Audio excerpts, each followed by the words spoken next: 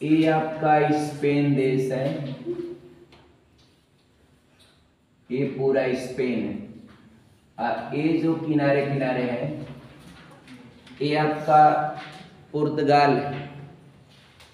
पुर्तगाल और Spain, Spain की राजधानी मैड्रिड और जबकि पुर्तगाल की राजधानी लिस्बन। पुर्तगाल में एक पॉइंट पर बात हुई थी कि पुर्तगाल के जो विदेश मंत्री थे एंटोनियो गुटेरेस, वह वर्तमान समय में यूएनओ के महासचिव हैं। और हमने आपसे बात किया फ्रांस और स्पेन की सीमा पर एक जो पर्वत है वो पर्वत का नाम पेरिनीस पर्वत। और पेरिनीस के बारे में एक बात और जानिएगा कि पेरिनीस पर्वत पर एक देश है जो पूरी तरह से पहाड़ों पर स्थित है, वो आपका एंडोरा है। कौन सा देश है? एंडोरा।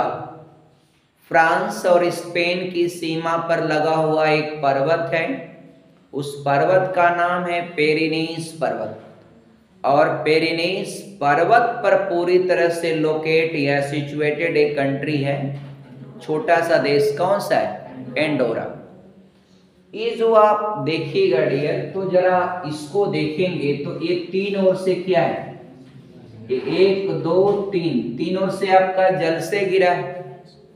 तो असल का वह भाग जो तीनों ओर से जल द्वारा घिरा हो उसको कहते हैं प्रायद्वीप या पेनिनसुला कहते हैं।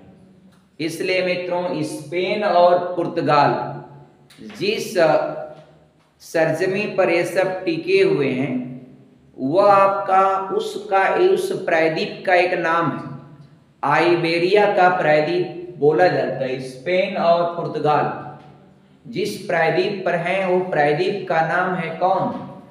आइबेरिया का प्रायद्वीप।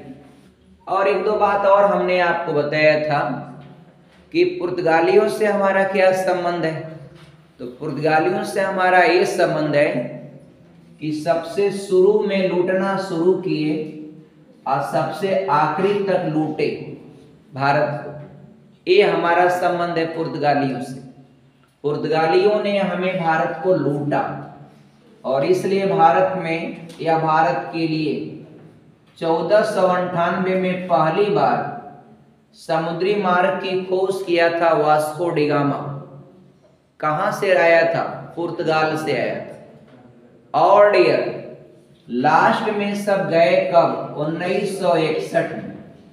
आजादी के बाद भी ये गोवा और दमन द्वीप में रहा करते थे। तो इनको भगाने के लिए जो ऑपरेशन चलाया गया उसका नाम था ऑपरेशन विजय। हालांकि उससे एक पॉइंट और रिलेट करता है, 1991 में पाकिस्तानियों को कारगिल से भगाने के लिए जो ऑपरेशन चलाया गया था उसका भी नाम था ऑपरेशन विजय। तो मित्रों आप याद रखिएगा, ये पुर्तगाली भारत की खोज नहीं किए थे। पुर्तगालियों ने भारत के लिए समुद्री मार्ग की खोज किया था और वास्को डी गामा आया और केरल के कालीकट तट पर उतरा था और वहां के राजा आपका जयमोरिन ने इतना भव्य स्वागत किया और उनकी आपका स्पेशल टाइप की नाव रहा करती थी। यूरोप वाले बहुत डेवलप है ना, उस जमाने से भी डेवलप है। उस नाव में आपका हुआ घूमा भी, अपने भी घूमा, कहा मेरी पत्नी को भी घुमा दो, उसको भी घुमाया समुद्र में। फिर खुश होकर के उसको, उसकी नाव में तो पूरा मसाला भरा ही भरा, एक अलग से हिंदी मीडियम वाली भी नाव में मसाला भर करके बांध के दे दिया उसको। और हमारे यहाँ जानते हैं भारत अतिथि देवो भव वाला देश है और वह गया और पूरे यूरोप में शोर कर दिया। सब वहां से डच, आपका अंग्रेज, ब्रिटिश सब आपका आने लगे फ्रांस में। आपका अरे फ्रांस करें, भारत आए सब आपका। और भारत को इतना आपका नुकसान पहुंचाया डियर, नहीं तो हमारा देश भारत सोने की चिड़िया कहा जाता था पहले। और डियर आगे बात करेंगे हम। पर एक शहर है दावोस। स्विट्जरलैंड में एक शहर है दावोस। दावोस डियर, दावोस में हर वर्ष एक बैठक होती है, उसको कहते हैं विश्व आर्थिक मंच की बैठक, इंटरनेशनल इकोनॉमिक फोरम की बैठक होती है हर साल। तो दुनिया के सभी देश के राष्ट्राध्यक्ष या जो भी फाइनेंस से रिलेट करते हैं वो यहाँ जाते हैं और दुनिया को तरक्की के मार्ग पर कैसे लेके चला जाए इस पर बैठक करते हैं। तो दावोस जो शहर है स्विट्जरलैंड का, और स्विट्जरलैंड की जो इकोनॉमी है ना वह टूर बेस पर आधारित है। आपने देखा होगा बहुत सारी फिल्मों की शूटिंग कहाँ होती है? स्विट्जरलैंड में होती। बहुत सुंदर और खूबसूरत शहर है, देश है, खूबसूरत देश। इसलिए भारत का जो जम्मू कश्मीर है उसको कहा जाता है Jammu Kashmir is the Switzerland of India. Jammu Kashmir is the Switzerland of India. माने जिस तरह से जम्मू कश्मीर पहाड़ों के बीच में, और एक चीज और है, यहाँ स्विट्जरलैंड में एक पहाड़, उस पहाड़ का नाम है आल्प्स पर्वत।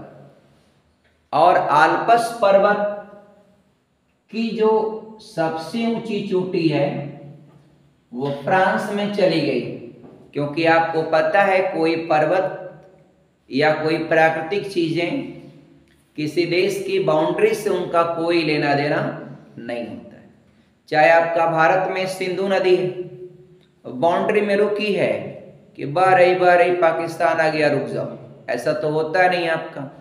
जैसे हिमालय की कुछ चोटियां पाकिस्तान में भी चली गई, कुल्लू घाटी उसका एग्जाम्पल, अरे हो स्वाद घाटी उसका एग्जाम्पल है। तो ऐसा नहीं कि वो आपका पाकिस्तान में नहीं आपका। तो प्राकृतिक चीजों में किसी प्रकार का रोग नहीं होता है। हवा बह रहा है तो ऐसा थोड़ी कि हवा बहेगा बहेगा बॉर्डर आ गया पाकिस्तान है नहीं जाएंगे आपका, ऐसा तो कुछ होता नहीं आपका। तो ये नदियां, ये पंछी, ये हवाएं आपका है ना डियर, ऐसे गाने आपने सुना होगा। इसको दुनिया की कोई भी आपका दीवार जो है रोक नहीं पाती, किसी भी देश की सीमाएं रोक नहीं पाती। तो मित्रों मैं आपसे बात कर रहा हूं कि जो स्विट्जरलैंड में जो पर्वत है उसका नाम है आल्प्स पर्वत। और आल्प्स पर्वत की सबसे ऊंची जो चोटी है वह स्विट्जरलैंड में नहीं है, वह बल्कि वो पर्वत ऐसे गया है तो फ्रांस में एंट्री कर लिया, फ्रांस में। तो फ्रांस में इसकी सबसे ऊंची चोटी आल्प्स पर्वत की जो सबसे ऊंची चोटी है उसका नाम है माउंट ब्लंक। तो Mount Blanc situated in which country आपका? हाँ डियर, वो आपका फ्रांस में बताएंगे आप। आल्प्स पर्वत डियर आपका मेनली वैसे आपका स्विट्जरलैंड में है, और यहाँ पर अंगूर की बहुत अच्छी खेती होती है। अंगूर की खेती वहां पर ज्यादा होती है। और डियर इसके अलावा जो है और जो इसके पॉइंट हैं उसको भी आप जानिएगा। एक तो दावोस को जाना आपने, Davos is the city of Switzerland. और दावोस क्यों फेमस है? तो प्रत्येक वर्ष each year international economic forum की वहां बैठक होती है, जिसमें दुनिया के सभी वित्त मंत्रालय से रिलेट करने वाले लोग जाते हैं और वह अपने दुनिया की अर्थव्यवस्था को कैसे तेजी से बढ़ाएं इस पर बैठक हुआ करती है। कहां? दावोस में। आगे डियर मैं बात करूंगा आपको, और एक चीज और जानिएगा, उसी में आपका स्विट्जरलैंड में एक शहर मिलेगा जेनेवा। जेनेवा एक शहर मिलेगा, कहां आपका? स्विट्जरलैंड में। मित्रों आप याद रखिएगा WHO वर्ल्ड हेल्थ ऑर्गेनाइजेशन का मुख्यालय कहां है? जेनेवा में। ये WTO का मुख्यालय कहां? जेनेवा में। WTO का मतलब होता है वर्ल्ड ट्रेड ऑर्गेनाइजेशन। ट्रेड माने क्या होता है? व्यापार। विश्व व्यापार ऑर्गेनाइजेशन माने होता है संगठन, और WHO जो है विश्व हेल्थ ऑर्गेनाइजेशन WHO, इन सभी का मुख्यालय क्या है? जेनेवा में है। और जेनेवा कहाँ पर है? स्विट्जरलैंड में। आप इसको और याद रखिएगा, बहुत सारे दुनिया की कई कई बड़ी बड़ी संस्थाओं का जो मुख्यालय है वह कहाँ है? जेनेवा में। तो कहीं परीक्षा में कोई क्वेश्चन में बहुत बड़ी संस्था का मुख्यालय अगर लिख रहे हैं और न याद आए, तो आप जेनेवा को अगर ट्रिक लगाते हैं तो ज्यादा संभावना बनती है कि वो क्वेश्चन आपका सही हो जाता है। एक बात और याद रखिएगा, ये जो है प्रथम वर्ल्ड वार के दौरान पहला जो विश्व युद्ध चल रहा था, नहीं तो कब से कब तक? 1914 से 1918 तक। सब बस ये फर्स्ट वर्ल्ड वार के दौरान, WRLD वार, फर्स्ट वर्ल्ड वार के दौरान USA के राष्ट्रपति थे रूसवेल्ट। USA के राष्ट्रपति थे रूसवेल्ट। कौन थे डियर? रूसवेल्ट। कहाँ के राष्ट्रपति थे?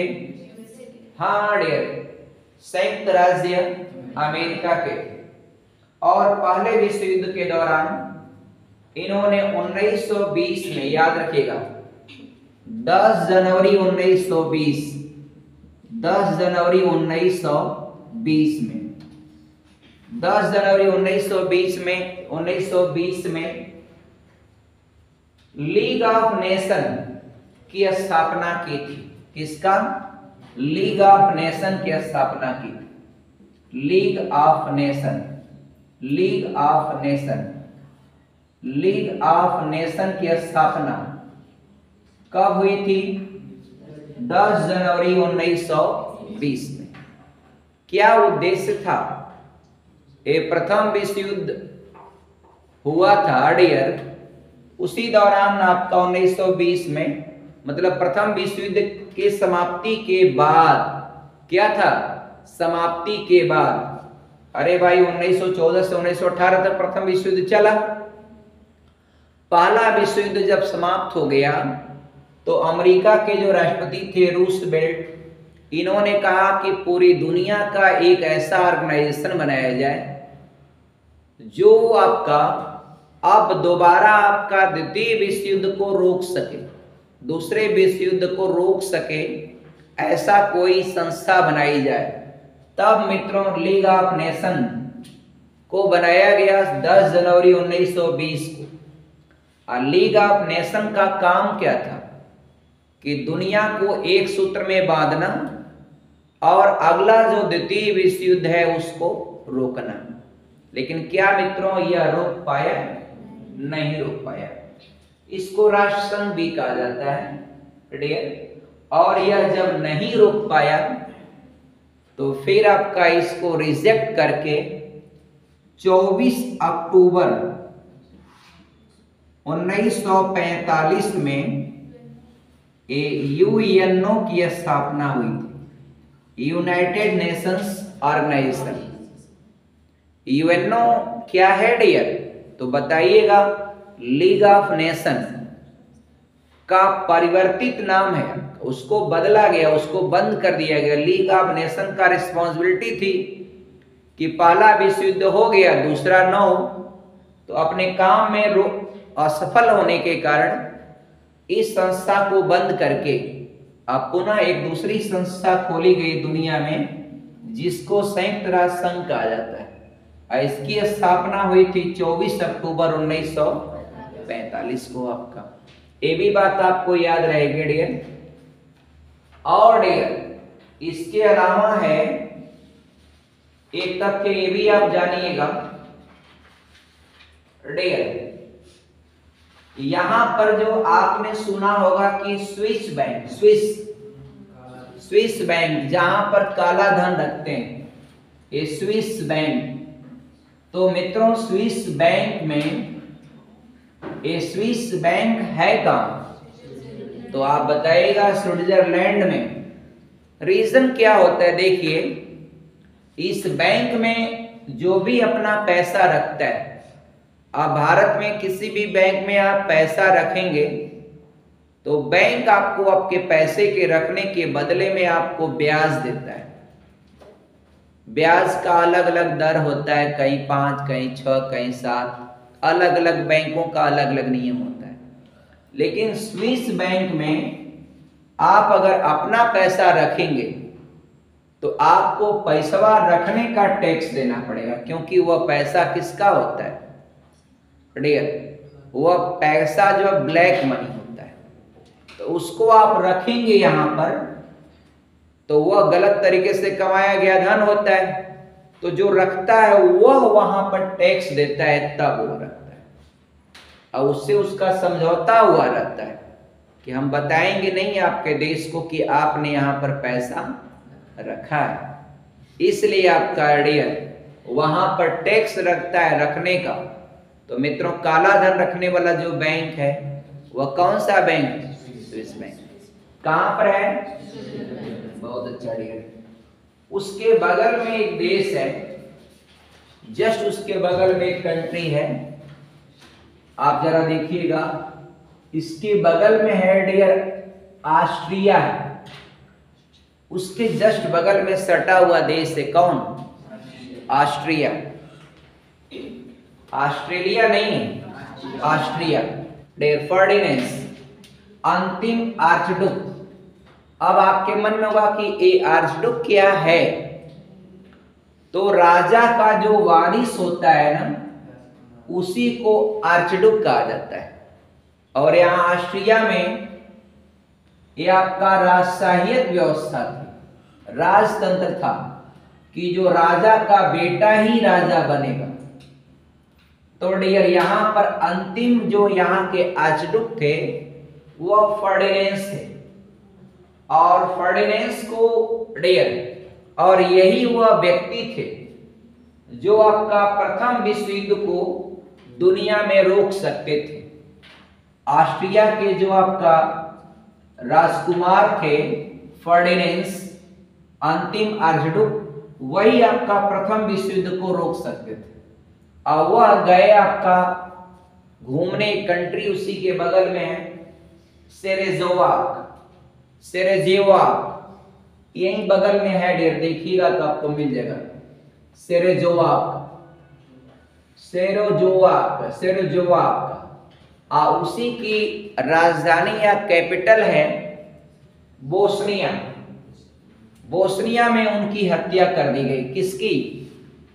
हाँ, फर्डिनेंड की। फर्डिनेंड कौन थे?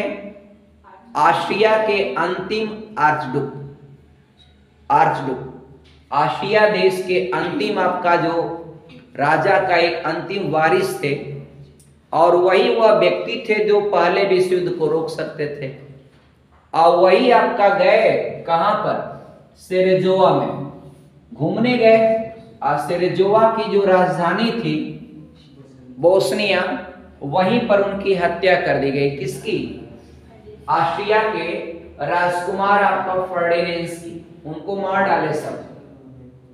डियर एक बात और याद रखिएगा डियर, कभी कभी पूछता है वियना में क्या है? एक संस्था है जो आप याद रखिएगा, IAEO। क्या है? एक संस्था में बता रहा हूं। इसका मुख्यालय या हेडक्वार्टर कहां है? वियना में। IAEO international atomic energy organisation, लिख लीजिएगा, international atomic energy organisation, international atomic energy organisation, अंतरराष्ट्रीय परमाणु ऊर्जा संगठन का क्या है? मुख्यालय कहां पर है डियर? तो बताइएगा वियना में। अब Vienna is the capital of Austria. Austria is the country of Europe continent, but Australia is a different country that will be also known as like a smallest continent of the world। ये आपका विश्व का सबसे छोटा महाद्वीप के रूप में जाना जाता है। हालांकि ये जिस महाद्वीप में आता है उसका वास्तविक नाम है ओशिनिया, लेकिन इसको ऑस्ट्रेलिया आपका बोल देते हैं।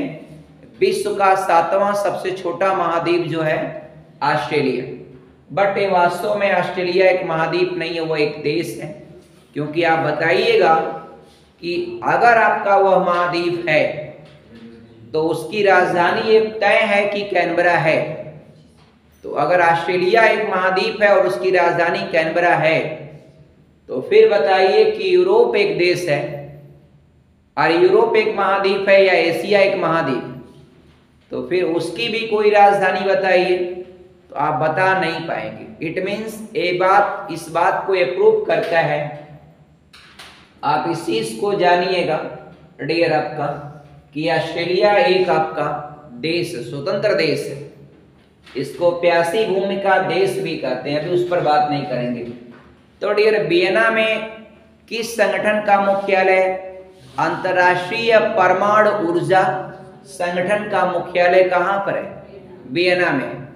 और ये आपका जो है ना वो तय करती है संस्था कि कौन देश परमाणु बम किसके पास कितना है, कैसे है, और परमाणु ऊर्जा से रिलेट किसके पास कौन कौन से रिएक्टर काम करते हैं। जैसे आप भारत में रिएक्टर, परमाणु ऊर्जा रिएक्टर की बात करेंगे तो यूपी का एकमात्र परमाणु रिएक्टर है नरौरा, जो पश्चिमी उत्तर प्रदेश में पड़ता है, जो अभी पेट के एग्जाम में पूछा था। यूपी का एकमात्र परमाणु रिएक्टर है नरौरा।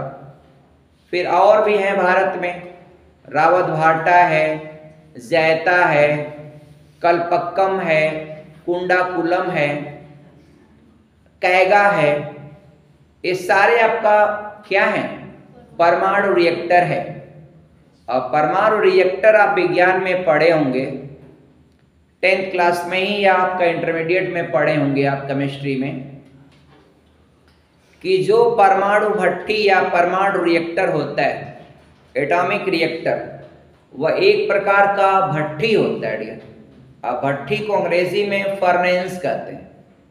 और उस भट्टी में लकड़ी कोयला नहीं लगता है, उसमें 20% इनरिच वाला, चाहे यूरेनियम या प्लूटोनियम या थोरियम या इस तरह का डियर विखंडनीय आपका या इस तरह का जो पदार्थ होता है, जो रेडियो एक्टिव पदार्थ होता है, उन्हीं को आपका वहां पर ईंधन के रूप में इस्तेमाल किया जाता है।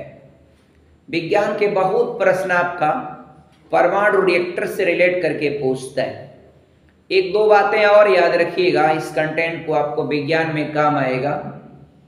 ये जो परमाणु रिएक्टर है ना, उसमें कौन सी अभिक्रिया होती है? तो नाभिकीय विखंडन होती है या संलयन होती है?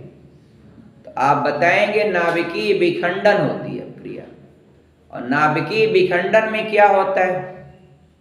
तो एक बड़े नाभिक पर मंद गति के न्यूट्रॉन की बौछार की जाती है, लेकिन वहां पर परमाणु भट्टी में ईंधन के रूप में आपका यूरेनियम, प्लूटोनियम, थोरियम इस तरह के पदार्थों का इस्तेमाल किया जाता है डियर। इस तरह के धातु का इस्तेमाल किया जाता है, जो क्या होते हैं? रेडियो एक्टिव होते हैं।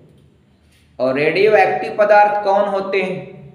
जो स्वतः आपका अल्फा, बीटा, गामा किरणें उत्सर्जित करते हैं।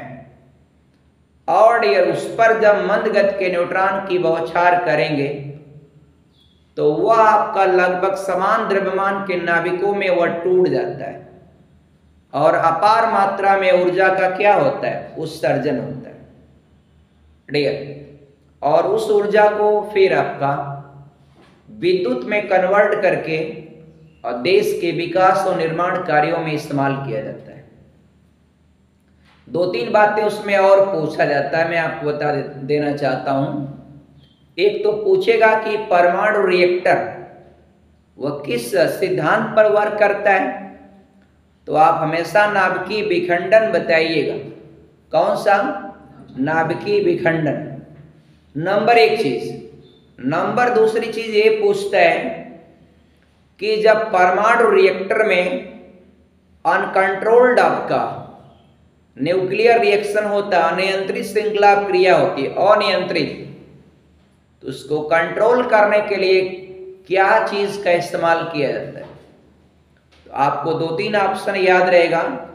एक तो ग्रेफाइट की छड़ें, ग्रेफाइट और कैडमियम की छड़ें आप इस्तेमाल करके नाभिकीय रिएक्टर की गति को मंद कर सकते हैं।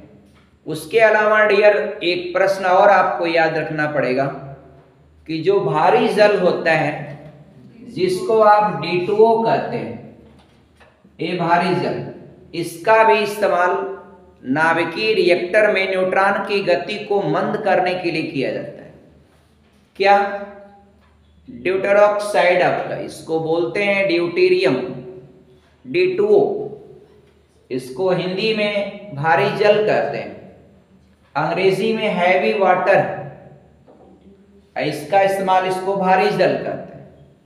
और भारी जल का एक उड़ीसा में स्थान है तलचर, यहां पर भारी जल बनाने का प्लांट, यहां पर भारी जल बनाया जाता है और बना करके रिएक्टर को सप्लाई दिया जाता है।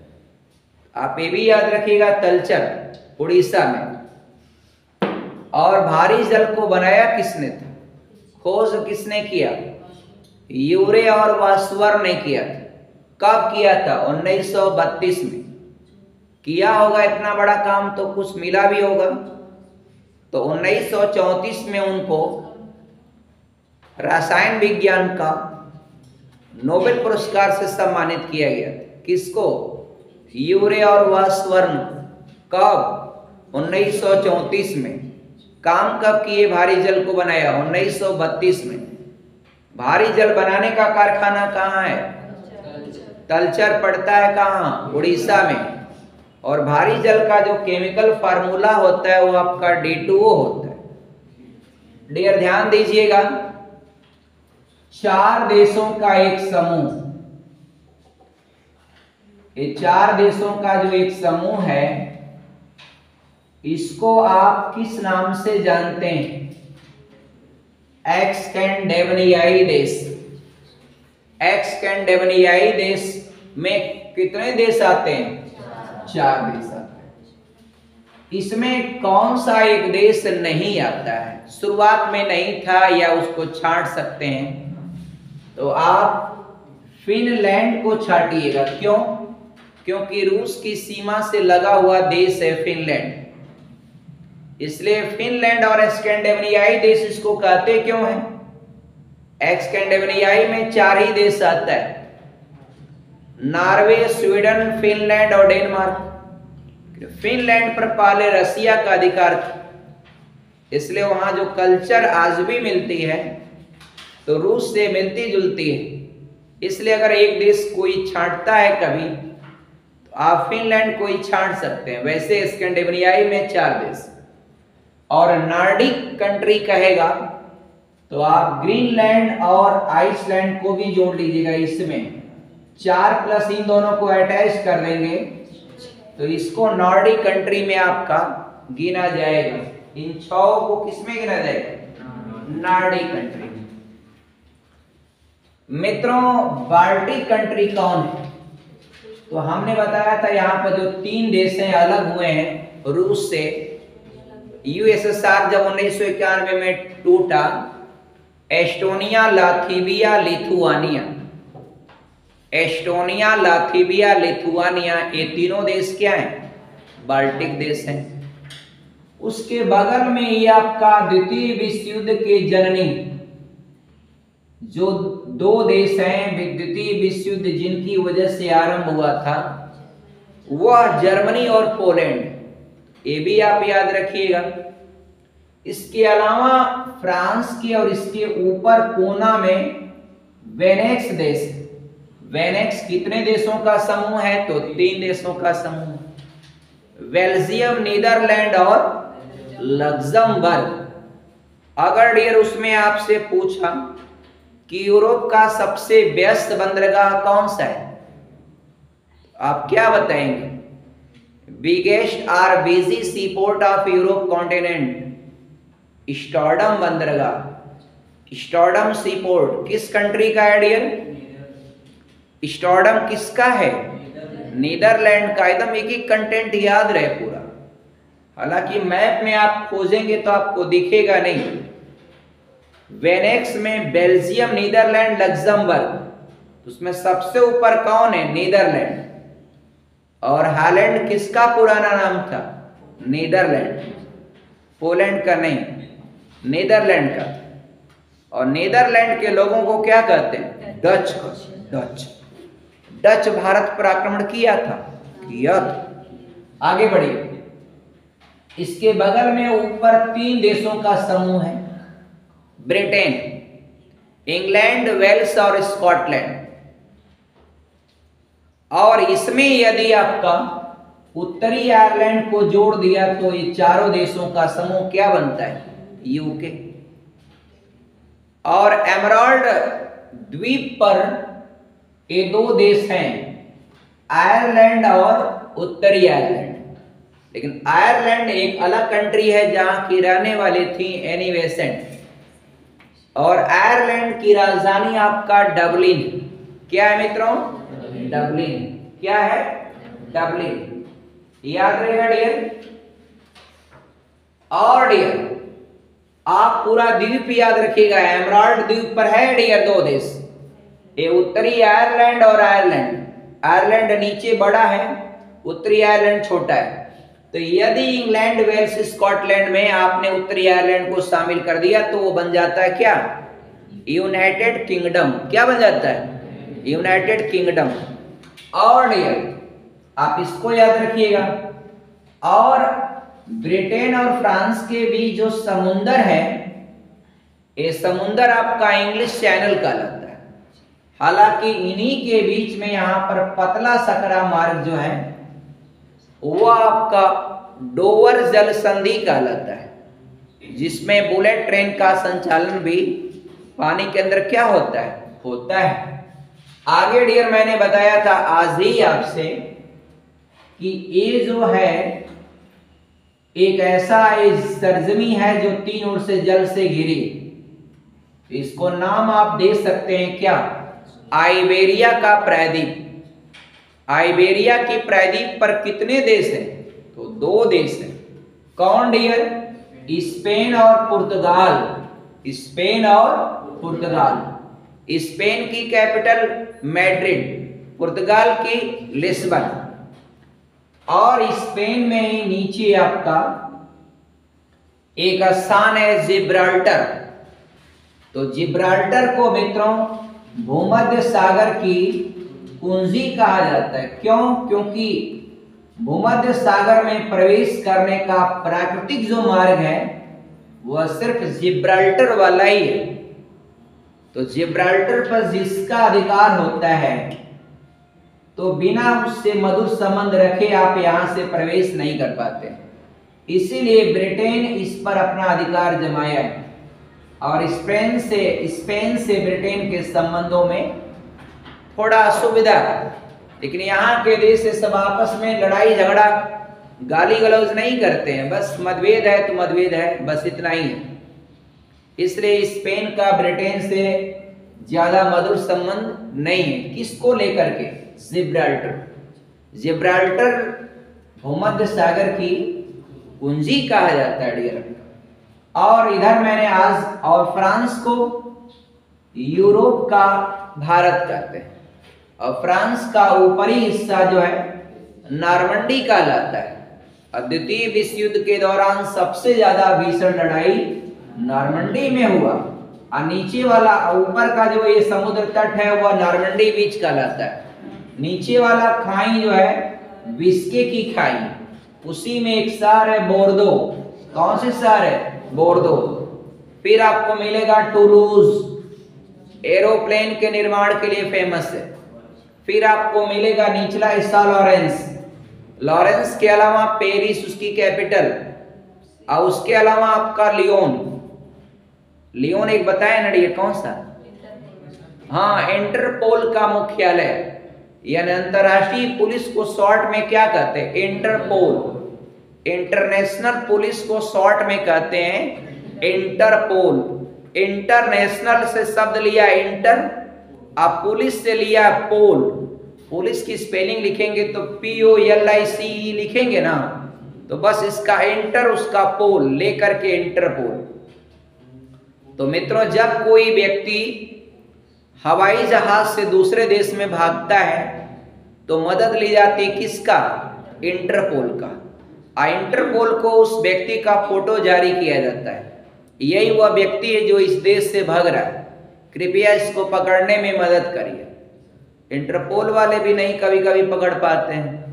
नीरव मोदी को पकड़ने में कितना टाइम लग गया है कि नहीं? आप खड़े अब पकड़ाया कहाँ? बेल्जियम में। वो भी गया था लड़ने आपका वाटरलू के मैदान में। वाटरलू का मैदान कहाँ पर है? बेल्जियम में है। और आप बताएं कॉकपिट ऑफ यूरोप किसको कहते हैं? बेल्जियम को, या बेल्जियम के अंतर्गत आपका वाटरलू का मैदान।